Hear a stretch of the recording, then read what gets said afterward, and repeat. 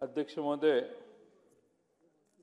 राज्यपाल महोदयांच्या अभिभाषणाला च्यावर चर्चा करण्यासाठी मी उभा आहे. त्यांचं भाषण फार लक्षपूर्वक वाचलं.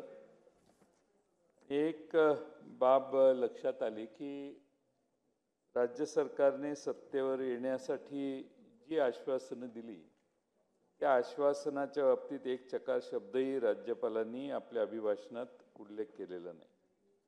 आपल्या लाडक्या बहिणीला 2100 रुपये द्यायचे आहेत, शेतकऱ्यांना दरवर्षी 15,000 रुपये द्यायचे आहेत, अशी एक 10 प्रमुख आश्वासनं आहेत. त्याच्याबद्दल सरकारच्या राज्यपालांच्या भाषणात काही उल्लेख नाही.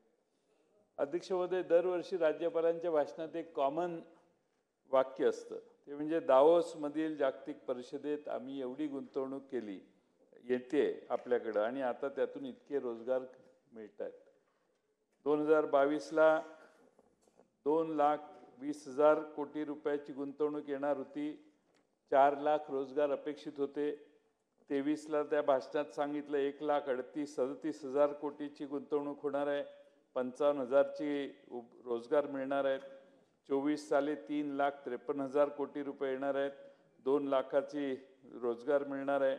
आणि आता 25 साली अध्यक्ष महोदय 15,72,000 कोटीची गुंतवणूक आहे आणि 15 लाखापेक्षा अधिक रोजगाराच्या संधी मिळणार आहेत.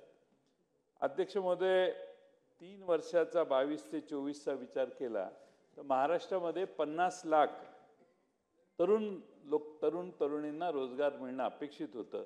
माझ्या माहितीनं फारसा रोजगार काही महाराष्ट्रात उपलब्ध नाही, उलट बेरोजगारी महाराष्ट्राची वाढली आहे. अध्यक्ष महोदय, गुंतवणूक आकर्षित करण्यासाठी 5,000 कोटी रुपये विविध योजनांना, उद्योगांना प्रोत्साहन योजना आम्ही आखली आहे, असाही उल्लेख राज्यपालांचा आहे. अध्यक्ष महोदय, कोणत्या उद्योगाला कशा प्रकारे मदत करणार याचा तपशील मात्र त्यात नाही आहे. अध्यक्ष महोदय, माझं तर मत आता असं आहे की उद्योगांना प्रोत्साहन देण्याची गरज नाही. आता उद्योजक काय म्हणतात, आम्हाला फक्त संरक्षण द्या, प्रोत्साहन काही गरज नाही, संरक्षण द्या, स्थानिक गुंडांकडून आम्हाला संरक्षण दिलं तरी फार होईल. अध्यक्ष महोदय, किती लहान मोठा उद्योजक असला तरी आपापल्या कुवतीप्रमाणे त्याला पावत्या स्थानिक गुंड फाडायलाच लावतात आणि त्यातनं कुणालाही सुटका नाही.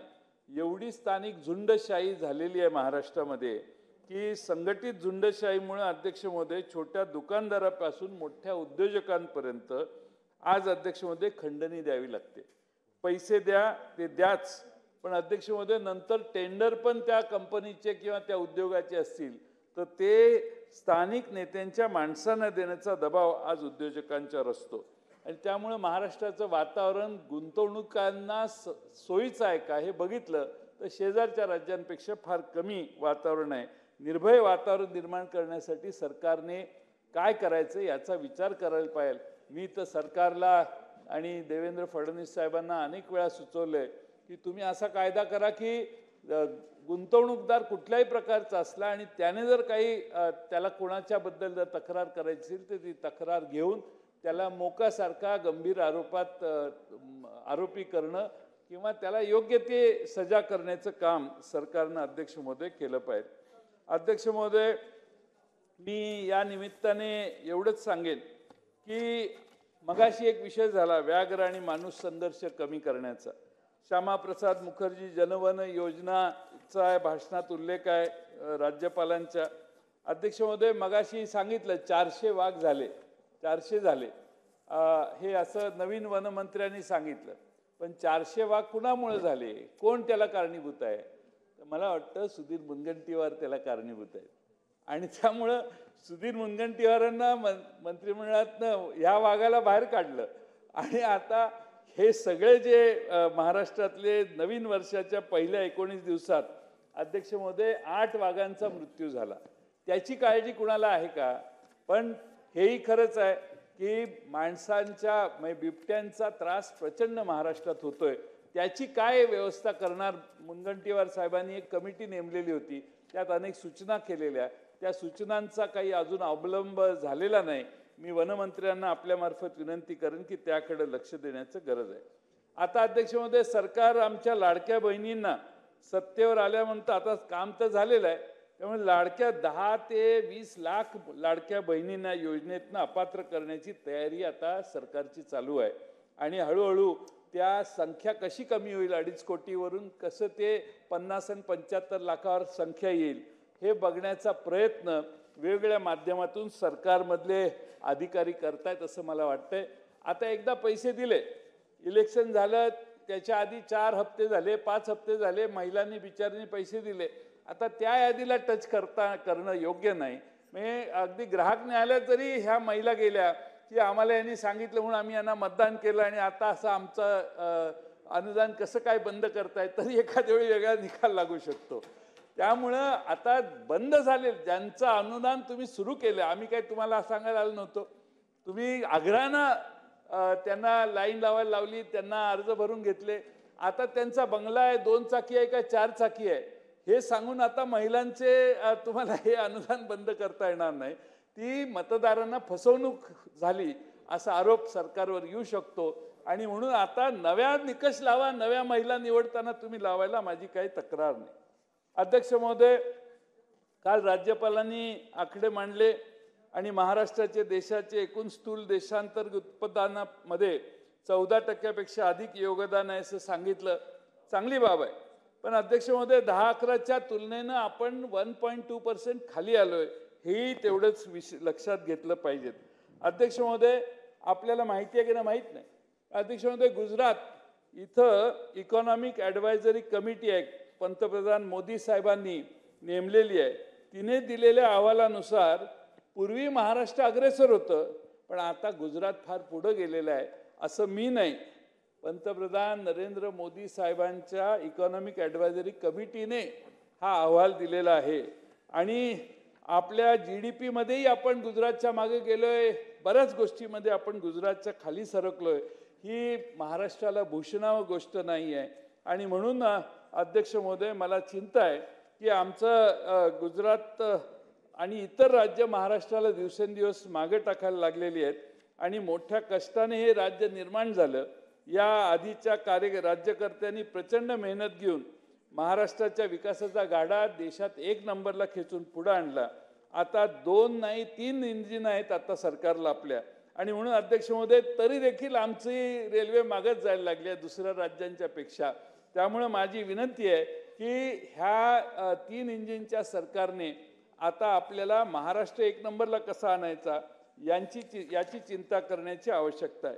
अध्यक्ष महोदय, या ठिकाणी टोल नाक्याविषयी अभिभाषणात राज्यपालांनी उल्लेख केलेला आहे. त्याच्यावर फास्टॅग टोल वसूल करण्याचा निर्णय चांगला आहे. पण अध्यक्ष महोदय, वाहतुकीच्या दृष्टीने सरकारने आणखीन एक निर्णय घेतलेला आहे. तो म्हणजे वाहनांची सुरक्षा आणि ओळख सुनिश्चित करण्यासाठी महाराष्ट्र राज्याने HSRP मान्यताप्राप्त सुरक्षित असलेली नोंदणीकृत नंबर प्लेट वापरणे अनिवार्य केलेलं आहे. अध्यक्ष महोदय, काय हरकत नाही, चांगला कार्यक्रम आहे. पण अध्यक्ष महोदय, महाराष्ट्रातल्या जनतेला लुटायचा अधिकार नाही दिलेला तुम्हाला कोणी. अध्यक्ष महोदय, काय झाले आपण जरा बारकाईनं बघितलं तर HSRP नंबर प्लेटसाठी इतर राज्यांच्या तुलनेने महाराष्ट्रातल्या नागरिकांकडून सुधीर भाऊ नंबर प्लेटच्यासाठी तिप्पट रक्कम वसुली केली जाते. अध्यक्ष महोदय, महाराष्ट्र शासनाने याच्यासाठी रॉस मेत्रा सेफ्टी सिस्टीम लिमिटेड, दुसरी कंपनी आहे रियल मॅझॉन इंडिया लिमिटेड, आम्ही कधीच ऐकलेलं नाही ती नावं, पण ठीक आहे, FTA HSRP solutions private limited, या खाजगी कंपन्यांना 600 कोटी रुपयाचं कंत्राट दिलेलं होतं. या कंपन्यांनी नंबर प्लेटसाठी दुसऱ्या राज्यातही ह्याच कंपन्यांनी नंबर प्लेट दिली अध्यक्ष महोदय, आणि दुसऱ्या राज्यात दर कमी दिले आहेत आणि आपल्या राज्यात दर जास्त आहेत. गुजरात, गोवा, आंध्र प्रदेश, राजस्थान, केरळ या राज्यामध्ये याच कंपन्यांनी नंबर प्लेटचं काम मिळालेलं आहे. त्या राज्यामध्ये महाराष्ट्रापेक्षा कमी दर आहेत. गुजरातमध्ये दुचाकीसाठी 160 रुपये आहेत, पण महाराष्ट्रामध्ये 450 रुपये मोजावे लागतात ग्राहकाला. गोव्यात 4 चाकीसाठी सुधीर भाऊ 203 रुपये आहेत, पण महाराष्ट्रात 745 रुपये. एवढी तफावत म्हणजे तिप्पटपेक्षा जास्त पैसे महाराष्ट्रात कडून घेण्याचं काम, लुटायचं काम अध्यक्ष महोदय चाललंय. आणि परिवहन विभागाच्या साक्षीने हे सुरू आहे.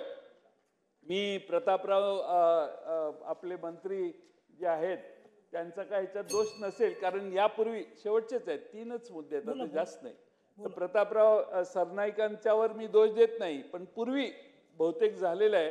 प्रतापरावना माझं आव्हान आहे की त्यांनी जरा खोलात जावं, तपशिलात हुडकावं आणि कोण कोण त्यात सहभागी आहेत हे बघावं.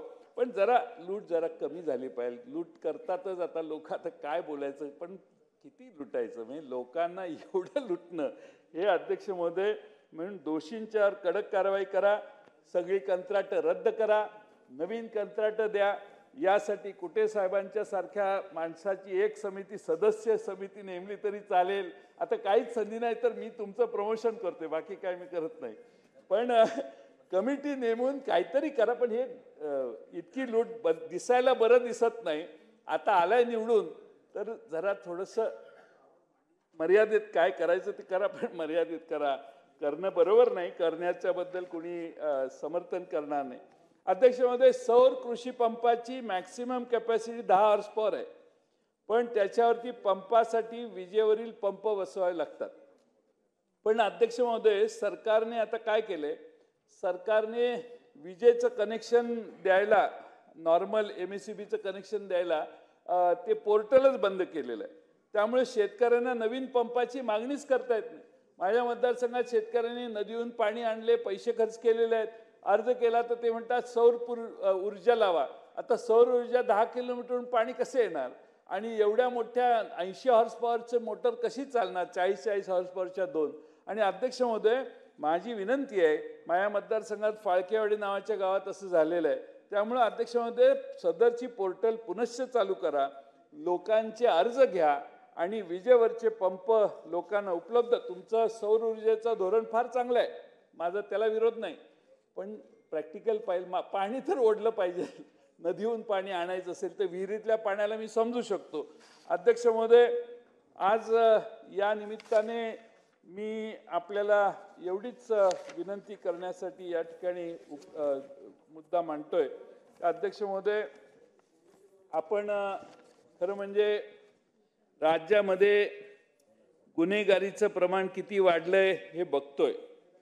अध्यक्ष महोदय, आपण पुरोगामी विचाराचं राज्य आहे हे मी नाही, आता राज्यपालही म्हणायला लागलेले आहेत.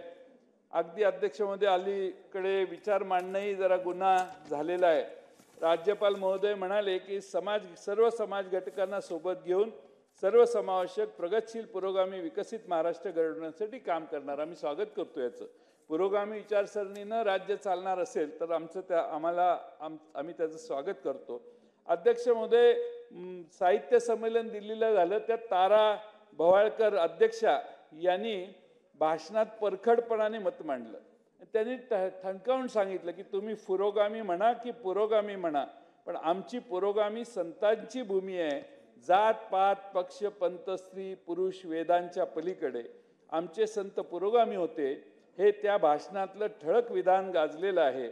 अध्यक्ष महोदय, वारकरी संतांनी पहिलं मूल्य सामाजिक समतेचं दिलं. संतांनी जातीभेदाला ठामपणाने विरोध केला. संपत आलं. जया म्हणती नीच वर्ण स्त्री शूद्रादी हीनजन सर्वांभूती देव वसे नीचा ठाई काय नसे, असा रोखठोक सवाल अध्यक्ष महोदय एकनाथ महाराजांनी विचारलेला. ज्या स्त्री शूद्रांना तथाकथित उच्चवर्णीयांनी त्यांच्या संकुचित संस्कृतीतून वगळलं आहे, त्यांची बाजू संतांनी लावून धरलेली होती. त्यांच्या देवत्वाची आठवण करून देत समतेचं तत्व सांगितलेलं होतं. आणि म्हणून अध्यक्ष महोदय, पुरोगामी विचाराच्या महाराष्ट्रात मगाशी भुजबळांनी सांगितलेलं भाषण आपण ऐकलं. माऊली सोट धनगर समाजाचा बिचारा लातूरला त्याची नख काढून त्याच्यावर इतके आनंदवित अत्याचार केलं. एका तिथल्या स्थानिक छोट्याशा प्रेम प्रकरणाचा विषय असेल का काय असेल, पण त्याची हत्या करण्यापर्यंत समाज गेला.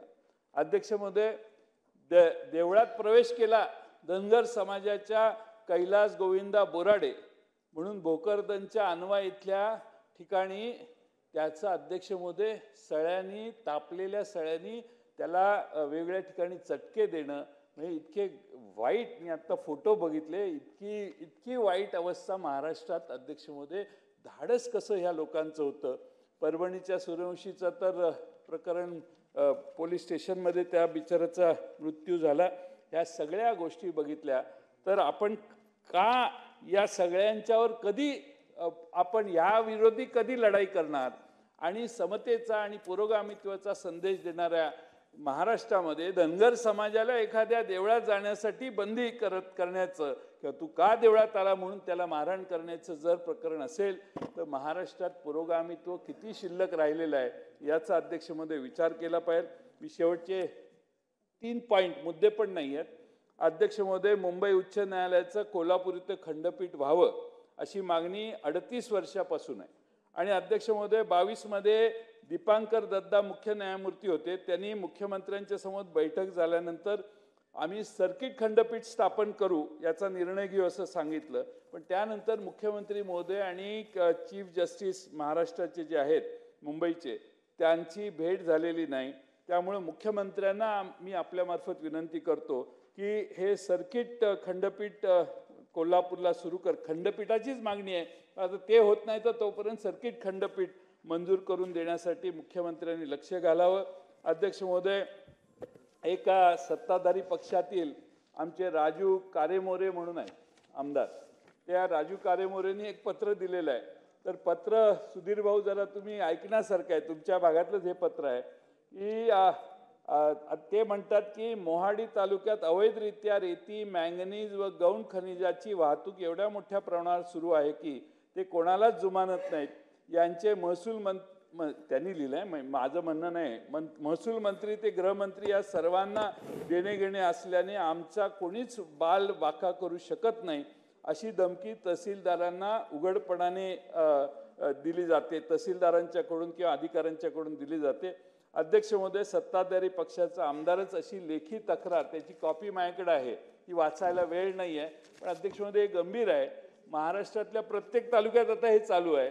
लायसन्स काढून यायचं आणि वाळूच्या बाबतीत, उत्खननाच्या बाबतीत पाहिजे ते निर्णय घ्यायचे असा महसूल विभागाच्या अधिकाऱ्यांचा परिपाठ सुरू झालेला आहे. शेवटचा मुद्दा, शेवटचा, मी 2च कागद आहेत आता, आपली परवानगीच, तुम्ही माझ्यावर अन्याय करणार नाही असा माझी अपेक्षा. थोडक्यात संपवतो. पीओपी गणेश मूर्ती आणि इतर सर्व प्लास्टर ऑफ पॅरिसच्या मूर्तींच्या निर्मिती, विक्री व विसर्जनास केंद्रीय प्रदूषण मंडळाने मार्गदर्शक तत्व जाहीर करून बंदी घातली. मुंबई उच्च न्यायालयात याचिका प्रलंबित आहे. सदर योजनेच्या याचिकेच्या अनुषंगाने केंद्रीय प्रदूषण नियंत्रण मंडळाने सुधारित मार्गदर्शक तत्व जाहीर केली आहेत. या संदर्भात विनंती आहे की पीओपी मूर्त्यांवर सरसकट बंदी घातल्यामुळे मूर्ती बनवणाऱ्या कलाकारांच्यावर बेरोजगारीची कुऱ्हाड कोसळली आहे. तरी सरकारने यावर सहानुभूतीपूर्वक विचार करावा आणि 20 मार्च 25 रोजीच्या सुनावणीत न्यायालयाने मूर्तिकारांची बाजू देखील ठामपणाने मांडून त्यांना दिलासा द्यावा. आणि शेवटचाच मुद्दा आहे आणि अर्धा मिनिटाचाच आहे. अध्यक्ष महोदय, मागच्या सरकारच्या काळात, सुधीरभाऊ हे तुमच्यासाठी आहे, क्रीडा साहित्य पुरवण्याच्या योजनेत देखील मोठ्या प्रमाणात भ्रष्टाचार झाल्याचे प्रकरण समोर आले. एका ठराविक संस्थेला खेळाचे साहित्य पुरवण्यासाठी देण्यासाठी ठराविक कंपनीच पात्र होतील अशा प्रकारच्या निविदेची अटी शर्ती ठेवण्यात आल्या. दरवर्षी अटी बघा कशा आहेत. दरवर्षी 150 कोटी रुपयांचे व व्यायामाचे 80 कोटी रुपयांचे साहित्य असे 230 कोटी रुपयांचे साहित्य 3 वर्ष पुरवण्याचे हे कंत्राट आहे. यातील काही अटी वाचतो. 500 ठिकाणी एकाच वेळी पुरवठा करण्याचा अनुभव, 52 कोटी वार्षिक उलाढाल पाहिजे, पॉझिटिव्ह नेटवर्क हवे. एवढेच नाही तर 3 वर्षांनी नव्याने करार केला पण नाही, टेंडर काढले नाही, 10 वर्ष सदरची कंत्राट चालेल अशा अटी टाकल्या. त्यानंतर 6 कंपन्यांनी निविदा दाखल केल्या, परंतु मुदत संपली तरी टेंडर ओपन केले नाही. तरी माझी मुख्यमंत्री, आता मुख्यमंत्री सगळ्या भ्रष्टाचाराच्या विरोधी बहुतेक लाईन दिसते आता, यावेळी आता दिसते सगळं साफ करायचं, म्हणजे मित्र पक्षाचं तरी साफसफाई करायचा कार्यक्रम दिसतोय. तर ठीक आहे, आमची काही त्याला तक्रार नाही. पण अध्यक्ष महोदय, या निविदा प्रक्रिया रद्द कराव्यात या याच्यात आणि त्या बाबतीतला भ्रष्टाचार रोखावा अशी माननीय मुख्यमंत्र्यांना विनंती करतो. या भाषणामध्ये मी सुरुवातीला सांगितलं, सरकारने प्रचंड मोठी आश्वासनं महाराष्ट्रातल्या जनतेला दिली आहेत आणि उद्या माननीय अजित पवार हे आपला अर्थसंकल्प मांडतील त्यावेळी त्या आश्वासनातले सगळे पैसे बजेटच्या पहिल्या दिवशी दाखवतील आणि पुरवणी मागण्यांच्यावर त्याचा लोड टाकणार नाहीत अशी अपेक्षा करतो. खरं म्हणजे ते नाही आहेत, त्यांचं अभिनंदन करायचं आहे. महाराष्ट्राच्या इतिहासात त्यांच्या काळात सगळ्यात कमी पुरवणी मागण्या काल परवा त्यांनी 6,000 कोटीच्या दिल्या, म्हणून कमी पुरवणी मागण्या मांडल्याचा विक्रम केल्याबद्दल त्यांचं अभिनंदन करून मी माझे 2 शब्द पूर्ण करतो. एबीपी माझा, उघडा डोळे बघा नीट.